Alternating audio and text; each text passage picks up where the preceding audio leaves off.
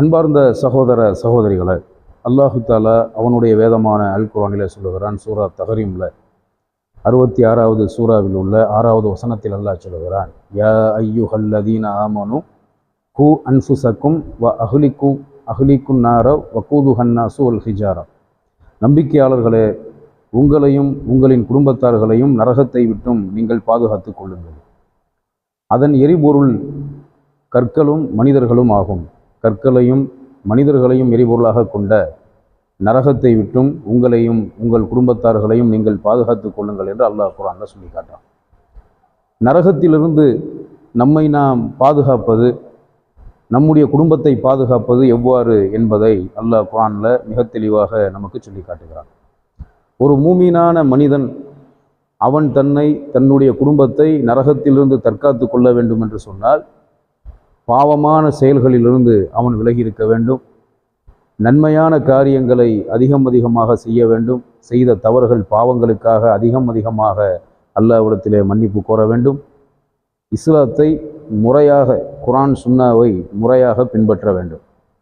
ஒரு மூமின் இஸ்லாத்தை சரியாக முறையாக பின்பற்றி நன்மையான காரியங்களை செய்து பாவச் செயல்களிலிருந்து விலகி இருந்து செய்த தவறுகளுக்காக வேண்டி அல்லாஹ்விடத்தில் மன்னிப்பு கோரும்போது அந்த மூமினை அல்லாஹ் நரகத்திலிருந்து காப்பாற்றுகிறான்.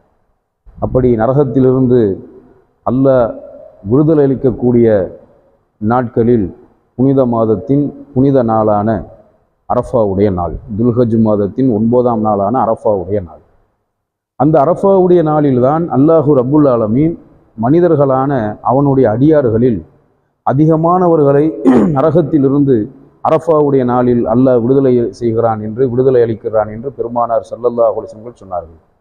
அந்த அரஃபாவுடைய நாளில் நாம் அல்லாஹ்வுக்காக நோன்பு வைப்பது, துல்ஹஜ் மாதத்தின் 9ஆம் நாளான அரஃபாவுடைய நாளில, அந்த துல்ஹஜ் பிறை 9ஆம் நாளிலே நோன்பு வைப்பது, நாம் வைக்கக்கூடிய அந்த நோன்பின் காரணமாக அந்த நாளுக்கு ஒரு வருடம் முந்தைய நம் வாழ்க்கையில் நடந்த தவறுகள் பாவங்கள், ஒரு வருட பிந்தி வரக்கூடிய நம் வாழ்க்கையில் நடக்கக்கூடிய தவறுகளும் பாவங்களும் அந்த ஒரு நோன்பின் காரணமாக அல்லாஹ்விடத்தில் மன்னிக்கப்படுகிறது என்று நான் கருதுகிறேன் என்று அல்லாஹ்வுடைய நபி அவர்கள் சொன்னார்கள். 2 ஆண்டுகள் செய்த தவறுகளும் பாவங்களும் நாம் நோக்கும் அரஃபா நோன்பின் மூலமாக மன்னிக்கப்படுகிறது.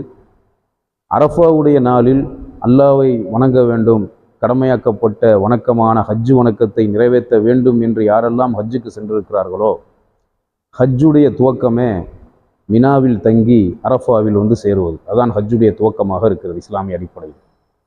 ஹஜ்ஜு கடமையை நிறைவேற்ற சென்ற ஹாஜிகள் ஹஜ்ஜுக்காக சென்று